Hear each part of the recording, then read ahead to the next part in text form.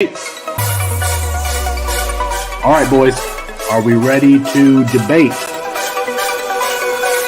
Austin, you tweeted something, girl. You tweeted your running back rankings. Explain yourself.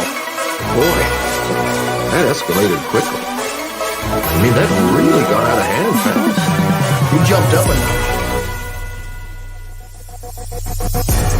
That's Austin Nace. Who is going to be that guy? And for me, Bijan Robinson is still going to be that guy. Back to the ground with Robinson, who spins and then tries to bounce it. A stiff arm, another one as he rides it, keeps his balance. They're going to say he stepped out, but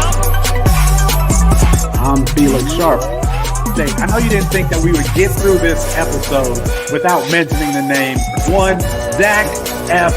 Wilson. Screen or draw. Oh, Wilson is going to uncork for the end zone, and he drops it in beautifully. And it is his roommate, Dax Milne, on the touchdown. That's Matt Bruning. G. Scott Jr. Obviously, I waxed poetic about him on the last episode, so I won't do that again here. And it's Thomas Fields on the carry. Watch out. Justin Fields. Hello, Columbus. 51 yards. Bruning, are you ready to go head-to-head with me? I am. Got to get my popcorn out here. Hold on. Got to continue. I got it. Kyle McCord is going to end up winning the job. He's going to be rated higher. Well, I'm not nearly as passionate about what I'm about to talk about. Our apologies to Kirk Street. We ran out of time. We'll get him rescheduled soon. And for Matt Bruning and Austin Nace, I'm Felix Sharp. Good night and good luck.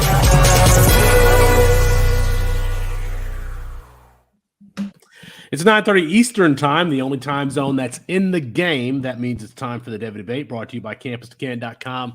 Just Chris Moxley and yours truly, Felix Sharp, on the show tonight on a Heisman mode version of tonight's show. Did Dylan Raiola make the right decision in committing to Georgia? What strategy should you be implementing in freshman drafts? And what players are we targeting after the first round? But, Chris, we start with a report from ESPN today. The headline reads, EA Sports letting FBS players opt in to the 2024 video game. That's from Mike Rothstein at ESPN. A quote from that article on ESPN today, and I quote, an ESPN sports representative confirmed to ESPN on Wednesday that it has contracted with one team partners to facilitate collegiate athletes' names and likenesses into the game, solving one of the major questions about college football's return to the video game space.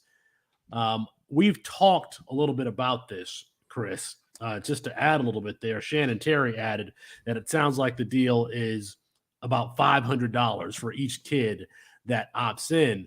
But I really think that this is the start of a snowball where players become more visible, more players become household names, because just like when you're playing on Madden, you start to remember those players that are winning you games, and you actually get to see their names on Madden. You didn't get that before this newest version of the NCAA video game, where you scroll back and you look who you're going to hot route to, and you can see Marvin Harrison Jr.'s name. You can see Emeka Ibuka's name. You can see Xavier Worthy's name, where before it would be wide receiver 1, wide receiver 18, whatever it was.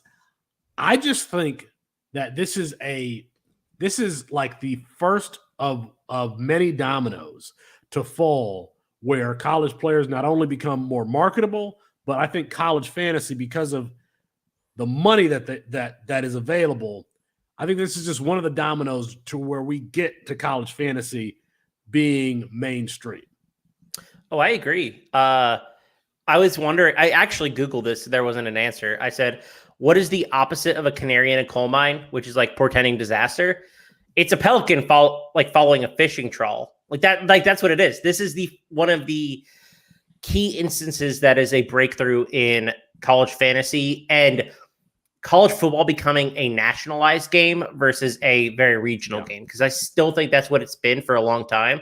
But with the money being invested to the sport, with the Big Ten going out and grabbing 2 California schools, with the SEC grabbing 2 Texas and Oklahoma, it's becoming a far more national sport. And I think with this game, you're going to see kids from Idaho be able to play with whoever team they want, identify with the players better. Like, there's just so much that can come out of this esports, which is a whole betting market in itself. And I think a lot of potential there. And there's so many people who compete competitively at a high level in that. Yeah. You introduce to essentially what is a new generation of video gamers, right? I don't think if you just take a decade worth of generation, these kids were what came out 10 years ago last. You're getting a whole new market into college football. I also wonder if they'll try to do something creative like player specific celebrations, similar to like those Fortnite dances that all the Gen Zers love so much. Like, how cool would it be if Marvin Harrison Jr. had his like specific celebration and like you saw kids doing it like in elementary school? That'd be pretty sick. I just think it's a cool brand building opportunity for players.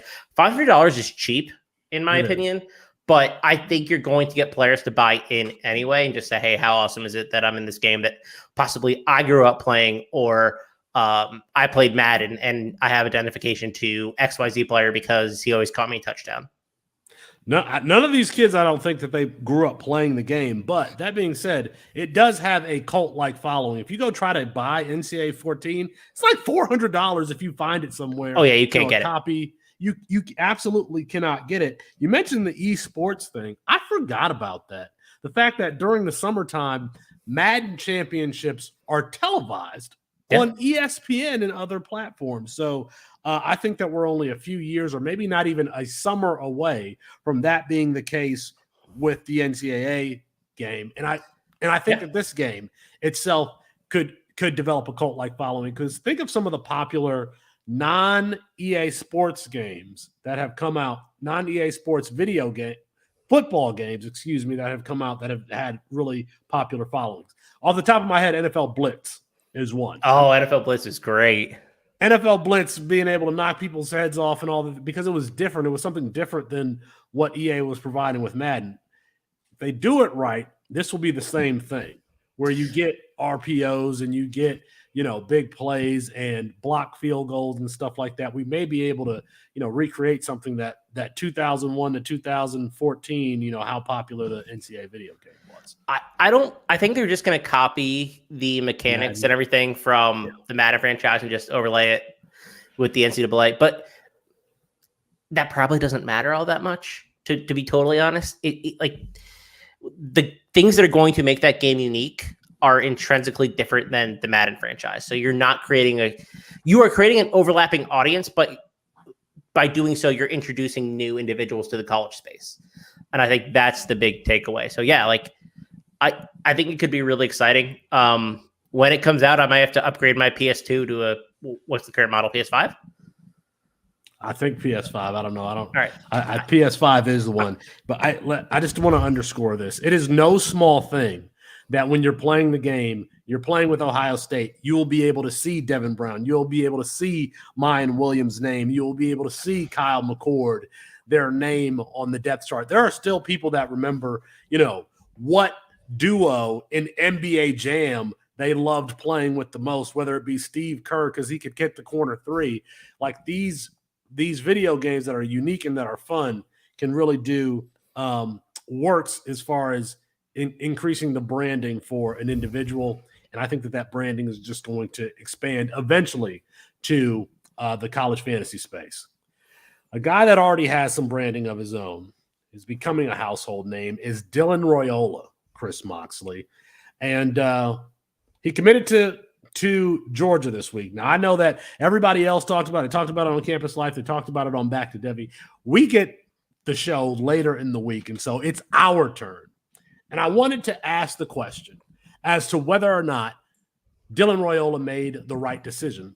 Let's not forget that he commits to Georgia. The other options were Nebraska, Ohio State, who he was committed to, and USC. Well, what does he have in Georgia other than the fact they've been a great overall team and won the last two national championships? Since 2006, Georgia has had 24 five-star offensive players. Just 4 of those guys have gone on to become first-round draft picks. Isaiah Wilson in 2020, Sony Michel in 2018, A.J. Green in 2011, and Matthew Stafford in 2009. They've had a number of high-profile quarterbacks. Aaron Murray was one, Gunnar Stockton, of course, Justin Fields. None of those guys have panned out. Now, you can say that, oh, that's not Kirby Smart's fault or whatever. That's fine.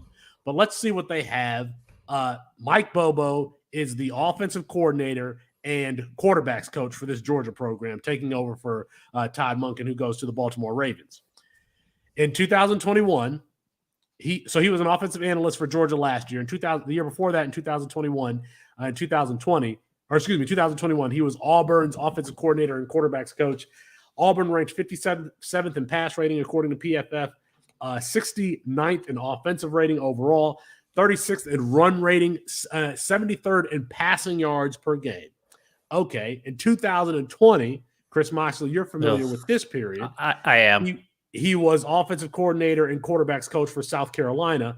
In 2020, they were 96th in total offense, 105th in passing offense. I don't really know what we're supposed to make of Dylan Raiola landing here, but you can't. I understand what they've done on the field, winning the national championship, winning 60-7 or 14, whatever it was against TCU. But as far as developing offensive talent, not skill position talent, offensive talent, and putting those guys into the first round, they have not done that on a great level between 2009 and 2020. Only four first-round draft picks who were 5-stars, and obviously never having developed a really capable first-round quarterback. And there's nothing that would suggest that they had that in Mike Bobo or whatever else is in their staff. So if you're looking at it objectively, this Georgia's was not a better option than USC or Ohio State, and arguably Nebraska with Matt Rule there, who's been in the NFL and hypothetically would be able to develop a quarterback. But it's definitely not better than Ohio State and USC competing there to be the starter for either Ryan Day or Lincoln Riley. All right. I got a game for you to play. Okay.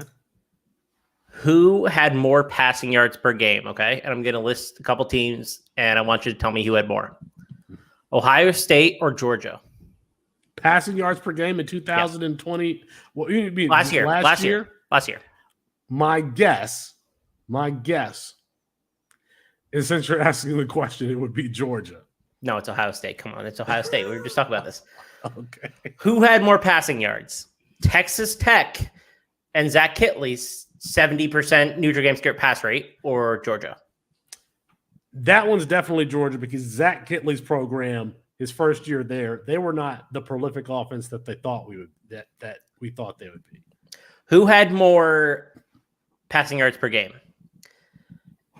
Bryce Young, who went first overall in the NFL draft, Alabama Crimson Tide, or Georgia?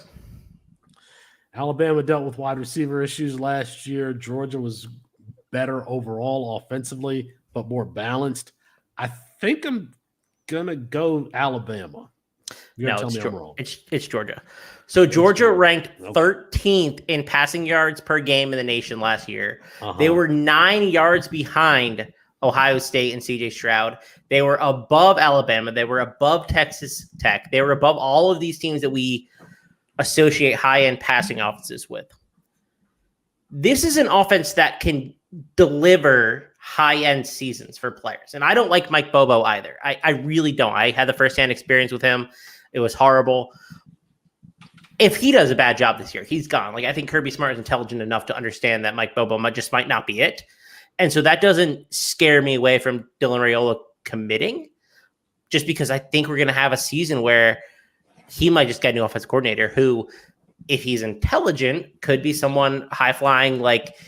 It won't be Garrett Riley, but it will be akin to Garrett Riley being hired at Clemson after the disaster that we saw the last couple of years on offense. So I'm not super concerned, because Todd Monken was a creative offensive coordinator who gave us a Stetson Bennett, insurance manager, accounting clerk, Stetson Bennett finished 4th in the Heisman voting.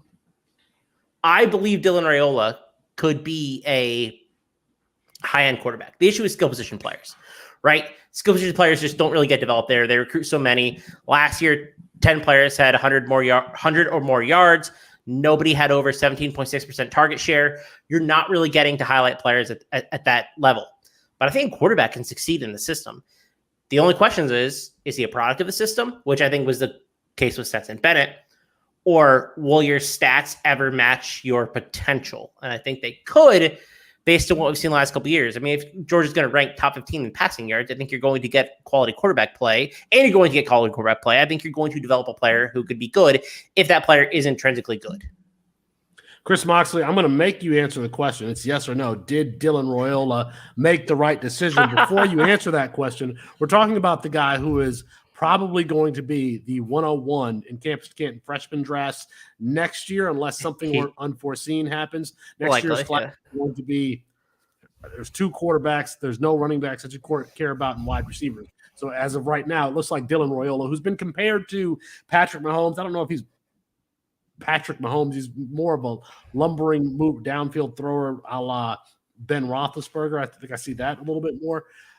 But regardless, going to be the 101. The question, Chris Moxley, was this the right commitment? Yes or no? Answer the question.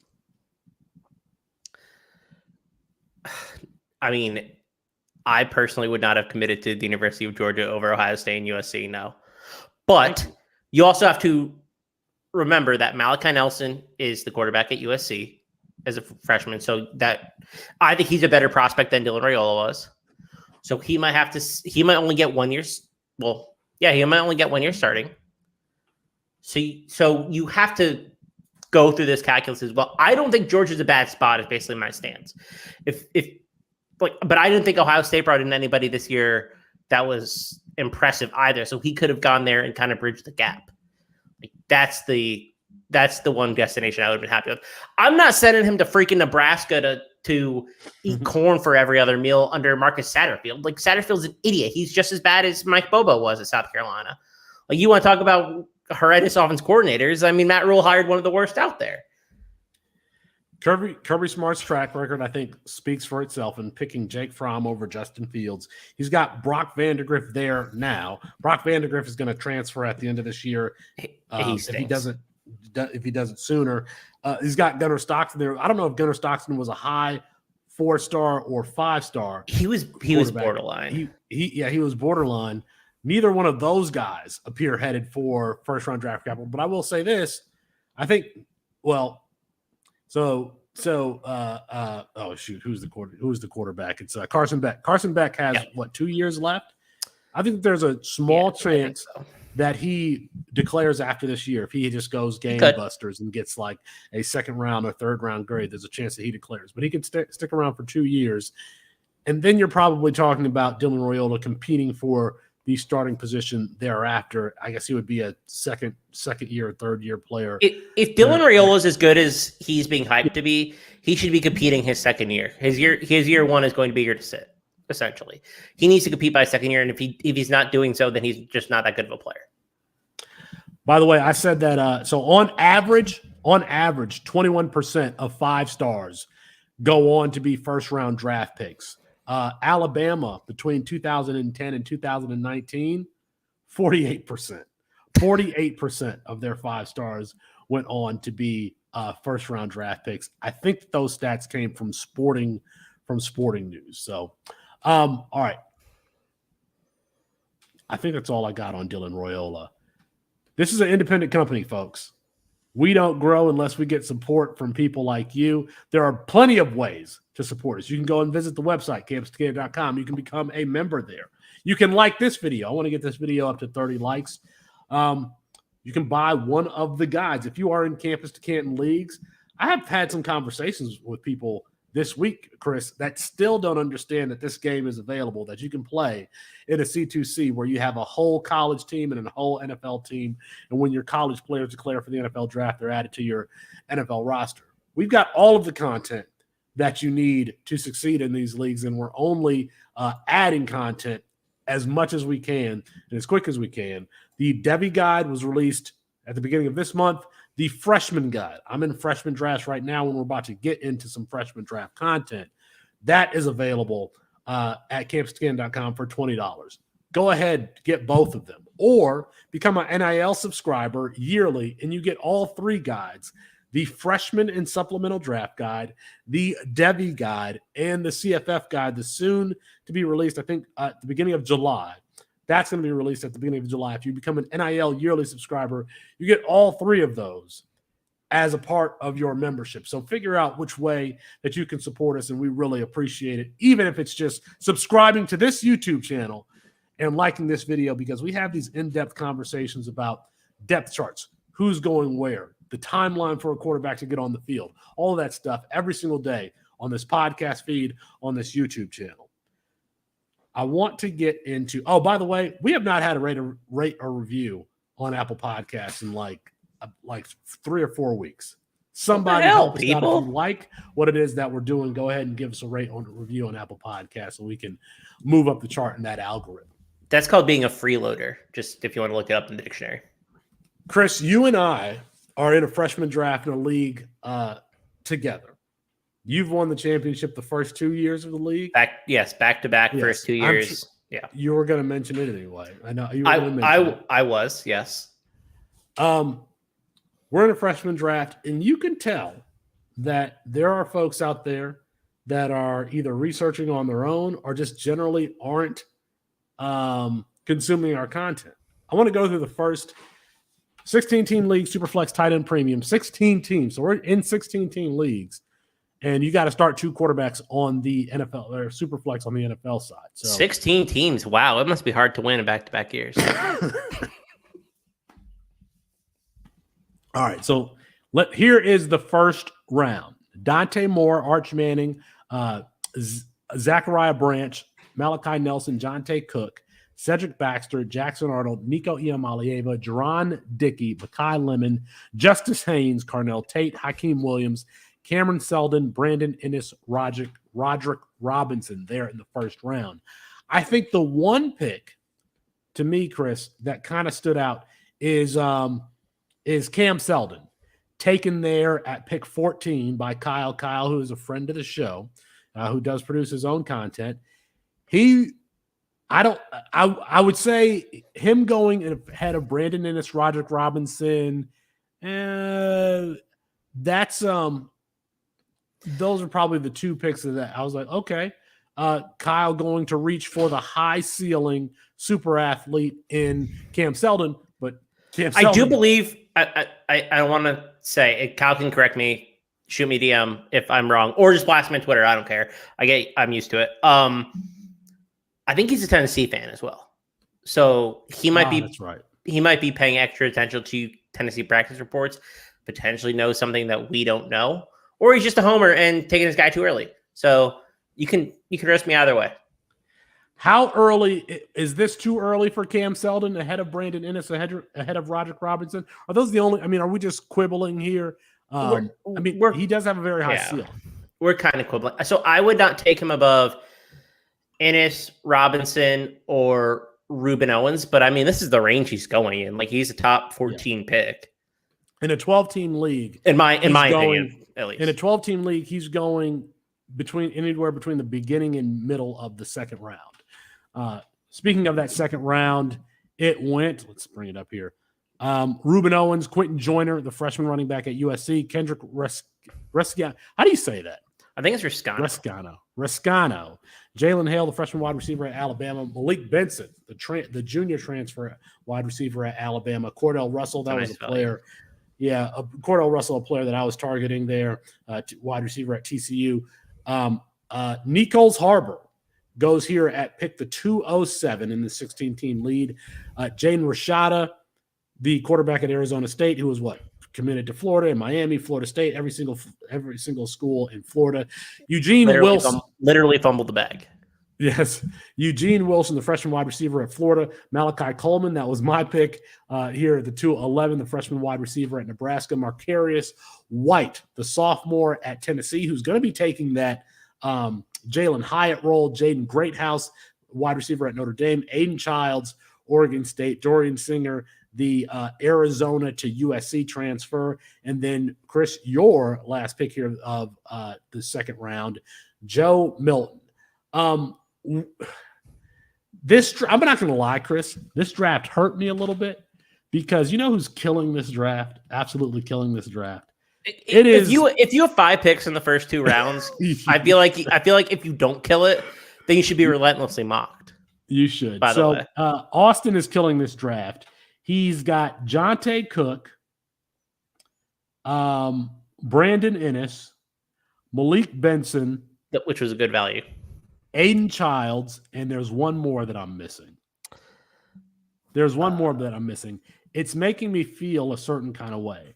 I think if anything that I've learned, and this is my first freshman draft that I've been in this season, my first real freshman draft. Me too. Is just to have that conviction and don't be afraid to go get your guy.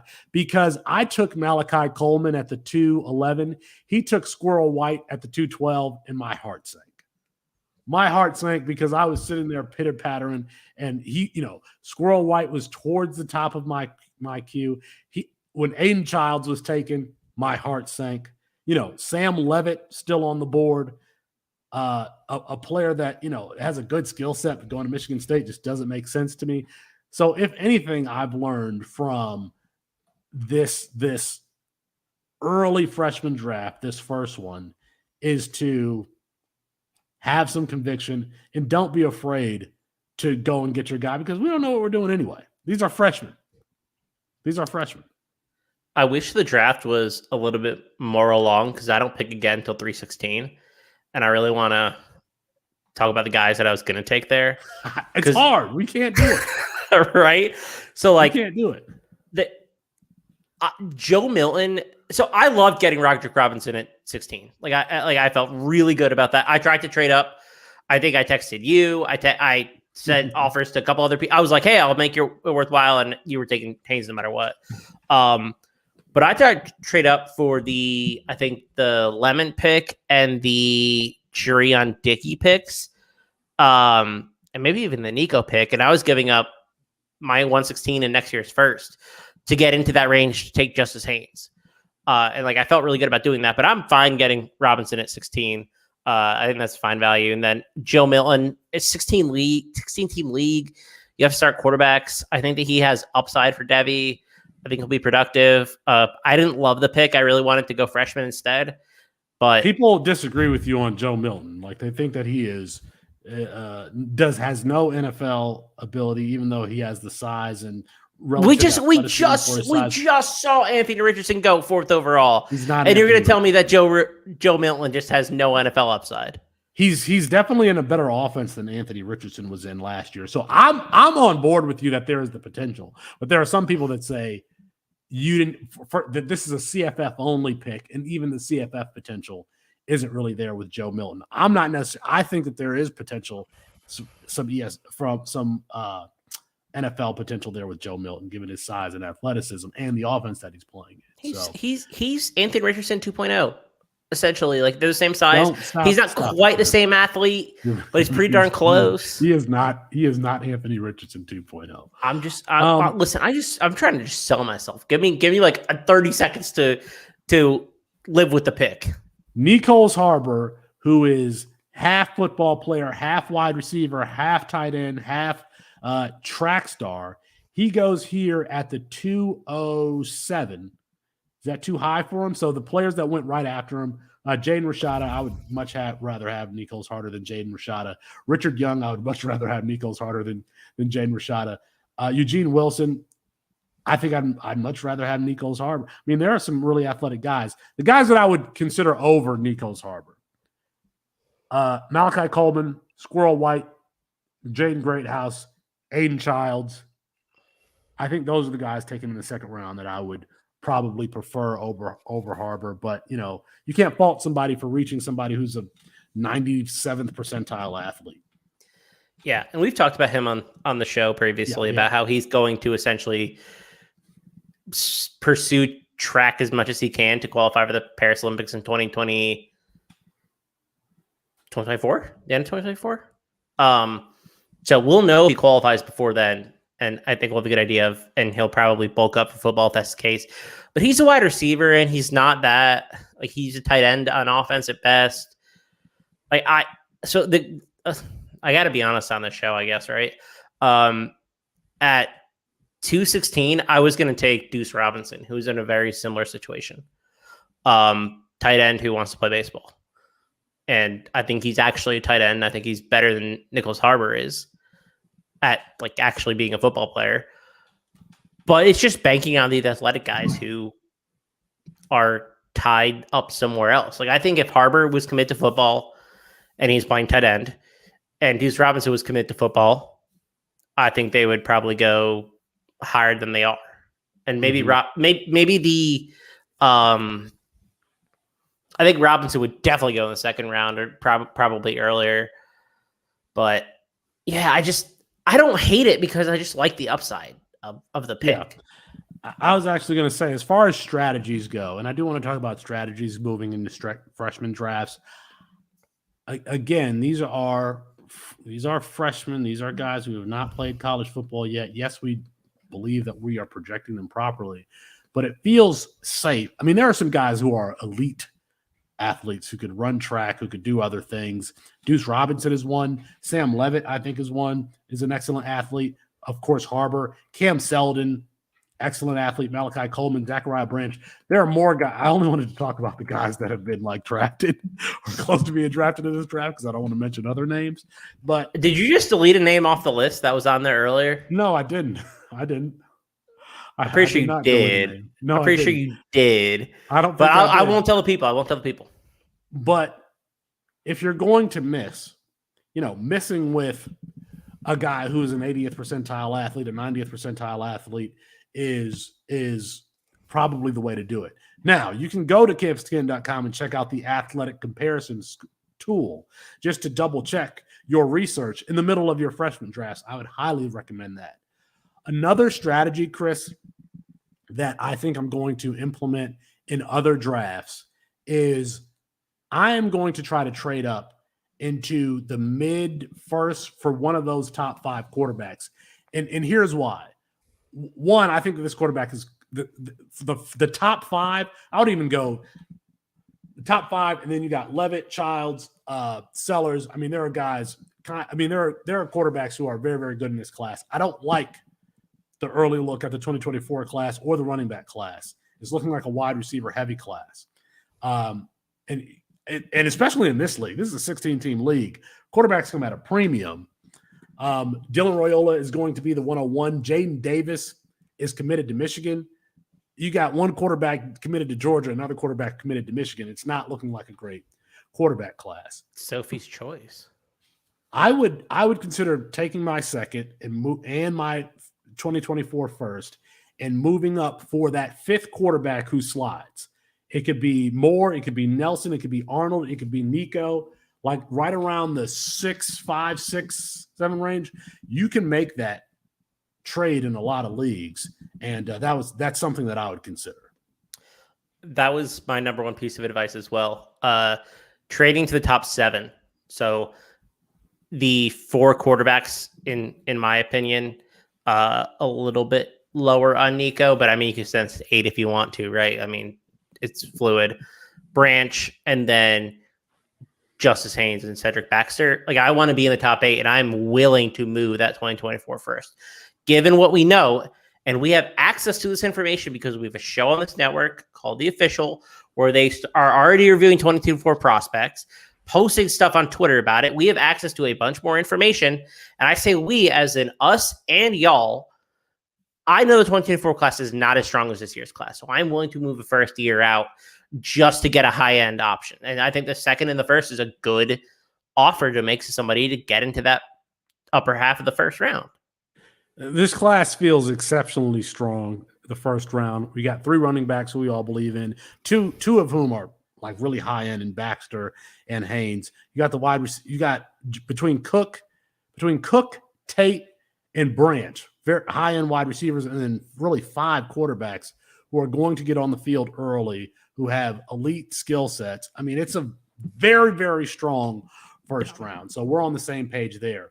The other thing that I cannot emphasize enough as far as strategy for your freshman drafts is going in and setting up your queue so that when you are on the clock, you don't have a whole lot of hesitation because you've thought about this before. Not only that, but you have to, I mean, there are 33 FBF teams now. I think it's 133. Yeah.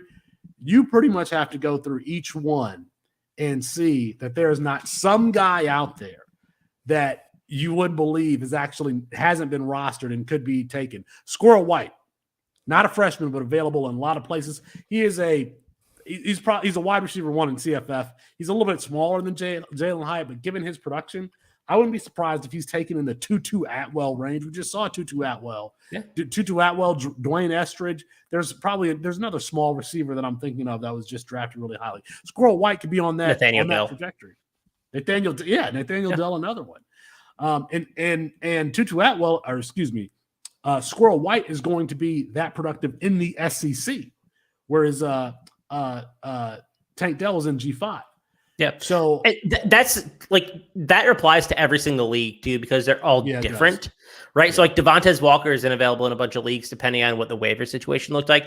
Riley Leonard is available in a bunch of leagues. Like those are players who, depending on the waiver format, are available, and you have to at least look because you don't want to be the dude who passes up on Devontae Walker. You didn't know that he was there.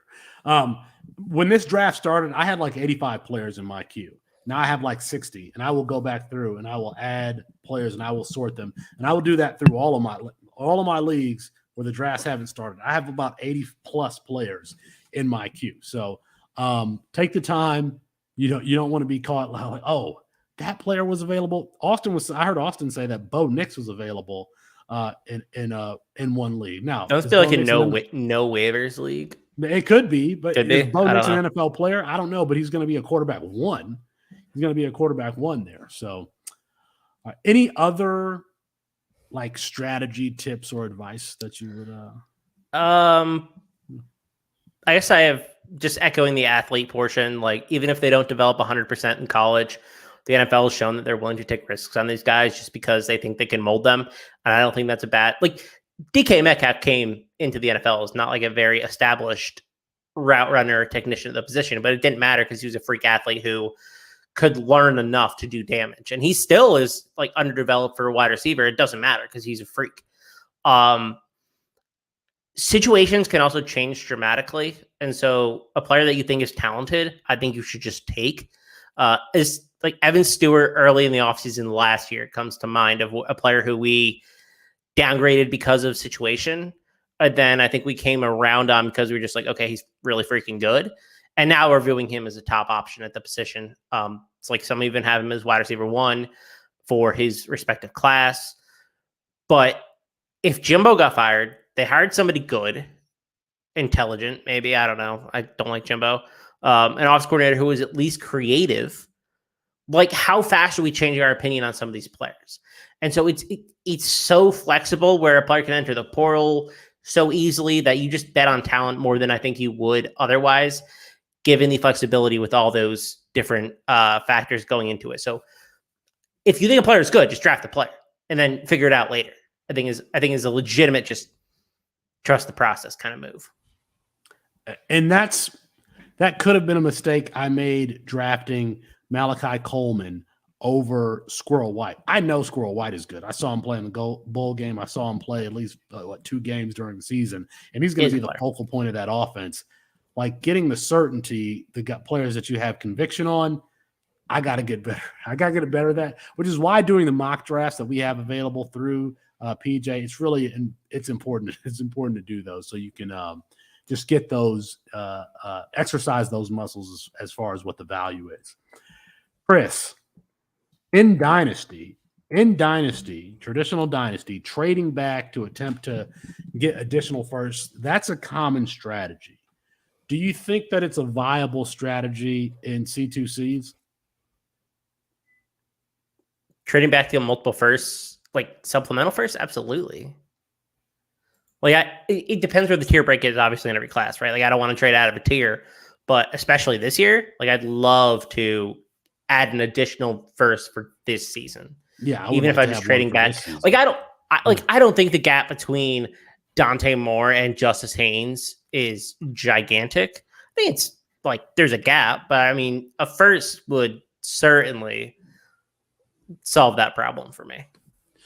I guess it depends on the class and how much certainty we have on the subsequent class. I want as much into this particular class as I can get because I feel really strong about the first 2 rounds, and even some players whose value might slide a little bit. I think for the time being, I am trying to sit tight more than trading back, or I could trade up, but trading back, I think I'm just going to sit tight and take players that I have conviction on. I'd rather trade up in a C2C in general, by the way.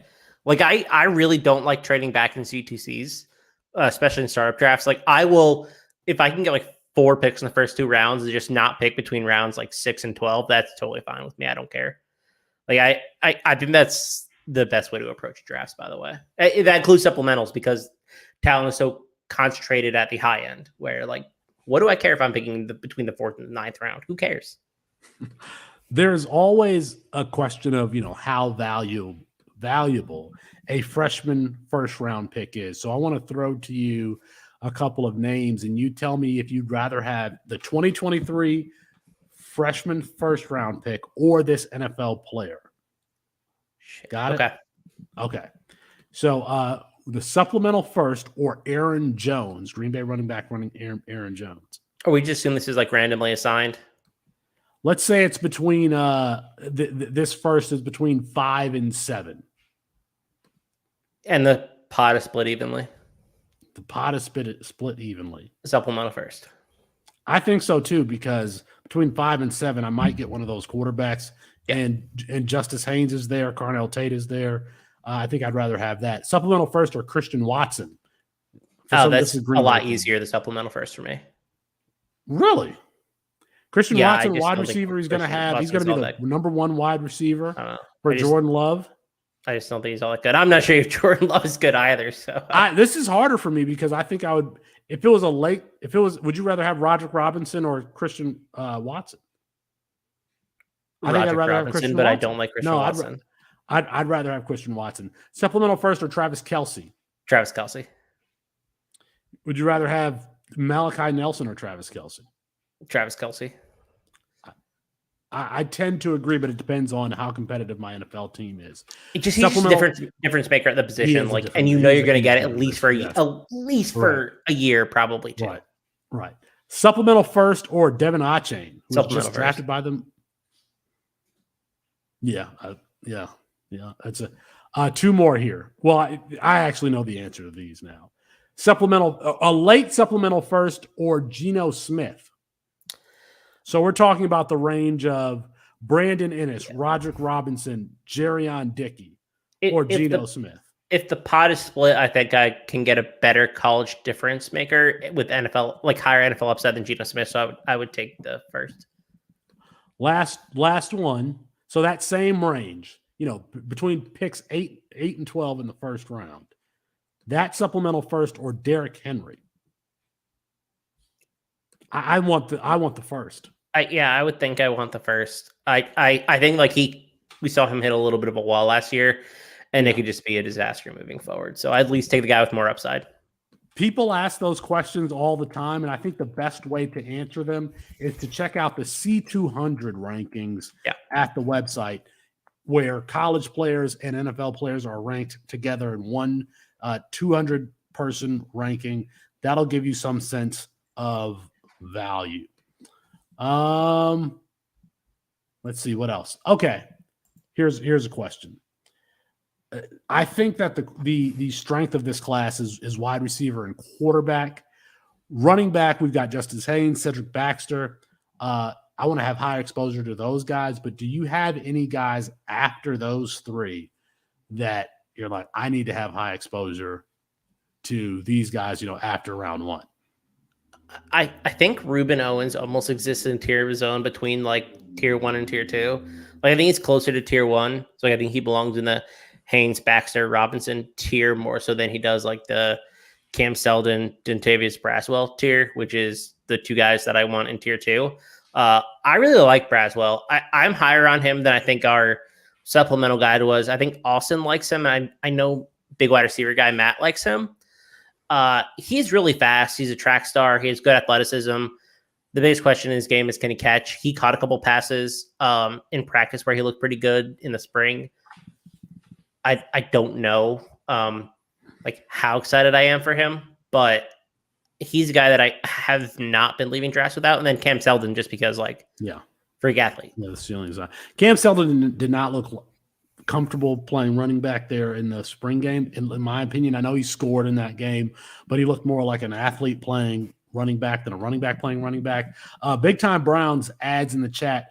Basul Tootin, former NCANT transfer to Virginia Tech, is a player taken in round 5+ of your supplemental draft. Will be a pick that wins your league. Chris, you're the CFF guy. Were you familiar with Basul Tootin? Yeah, Chris K, who is on our CFF team and does some DFS work for us in the season, is a Virginia Tech fan, and he's really excited for Tootin. So he's a player that I've been taking very late. Add to your watch list. Some running backs that I am looking at: Isaiah Augustave going to Arkansas. Arkansas seems to be successful with these running backs who are like more wide receiver builds, and Augustave is no different. He's also 6'2", David Johnson body type, a taller back. Athletic. I really like him. I know that they got Rashad Dubinion there and AJ Green. I think there's a chance Green leaves after this year. Do you like Rashad Dubinion? I think so. I think you have to. I do too. I was just curious because I think that Augustave and him might be like a 1A 1B next year. Yeah, and given the way he played last year, I think he was a true freshman, and he played ahead of AJ Green. I think you have to. He's better than. I think he's better than AJ Green. Well, he's a different. For what it's worth, Dubinion is built like a bell cow at 215 pounds, and AJ Green is 180 pounds. So they're different players. Augustave is like 6'2", 195 pounds. So he needs to get to 210, 220 pounds plus. I think he has the frame to do it. He's one. Caleb Hicks at OU. I think this is somebody Austin likes too. Good center of gravity. Played at Denton in Texas. Good first step burst, low center of gravity. Hard to bring down if you're not going to form tackle. I really like him. I thought I had another one here. I guess I don't. All right. Before we bring Barnabas how deep do you want to go with these? Well, names? I love Khalifa Keith, who's going to be, Cam Seldon's backup there at Tennessee. He's he's one of these guys who can be 230, 240 pounds. Play somewhere in there, or if his coaching staff wants him to be more explosive, he'd be lean and play at 220 pounds. I like Khalifa Keith, but he's probably like a 15th round pick or something around there. That's a deeper one for me. What do you got? Keith Willis Jr. at Louisiana Tech, supplemental pick, right? But he was a guy that I think, again, big wide receiver guy really likes. And so, those types of players at least have some interesting CFF upside long term. And then if they do break out at a lower level, they could potentially transfer out. Yeah. All right. So one more question here, and I know that we're in the middle of freshman draft, so it's hard to address these questions because I'll be as honest as possible. We're playing with people who are listening to what it is that we're saying and who it is that we value. But so, Mox, just give me one player with a post-first round ADP that you just can't leave your freshman supplemental drafts. And I think Aiden Childs and Lenore Sellers are like cheat answers, and we've talked about them so much. Yeah, they would be obvious ones. So I'll give you a different one.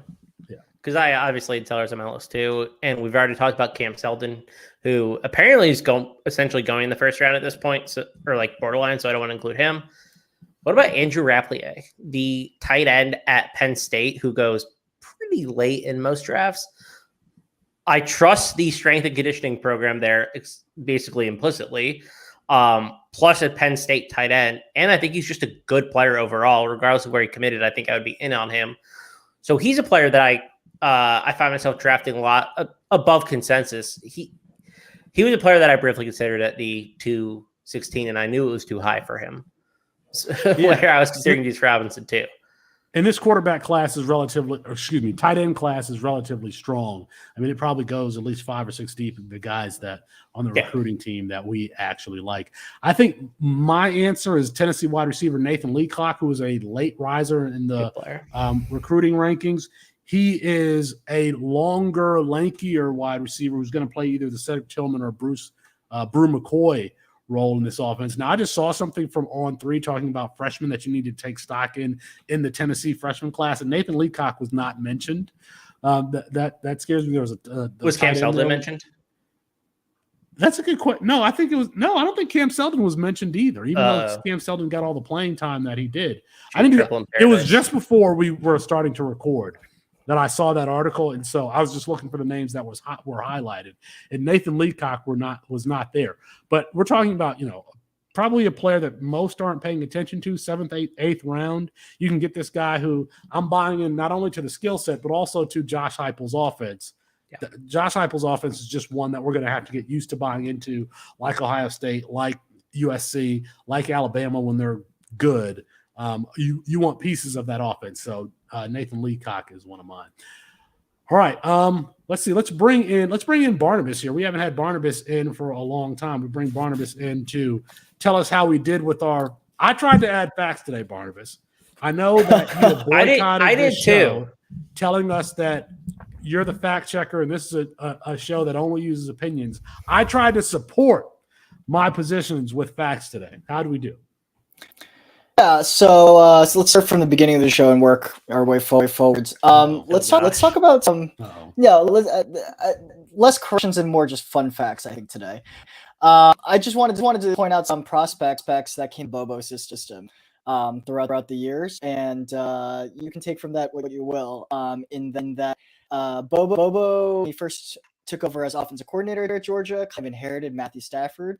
And so we all know how Matthew Stafford, I don't really need to recap that much. Also in that group of skill position players, there's Noshan Marino, 18, and Mohamed Massaquoi, who I think some people may remember for brief stint in the NFL.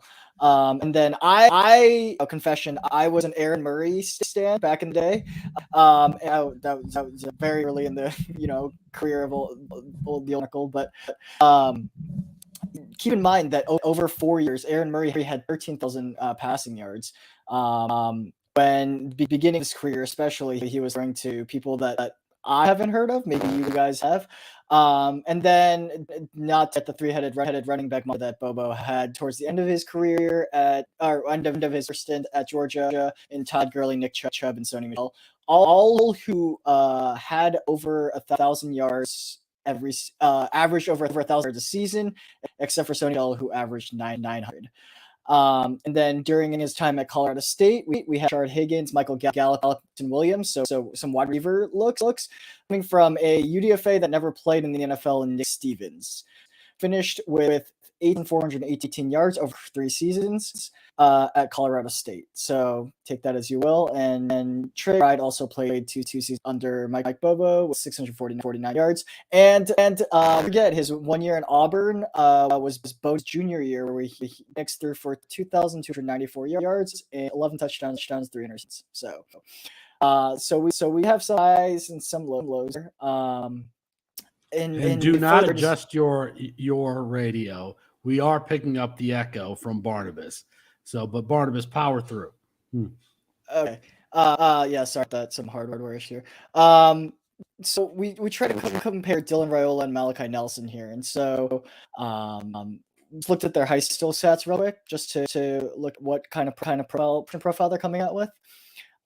This is probably a path for future research in this area in terms of high production translating to the college level. In 40 games, Malachi Nelson averaged just under 100 yards a game at a 62% completion rate, 105 touchdowns, and added 503 rushing yards.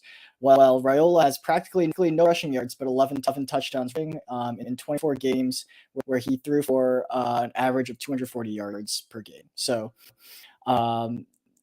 there's something to be said about their longevity playing from freshman year through junior year. This is both of their freshman junior year stats.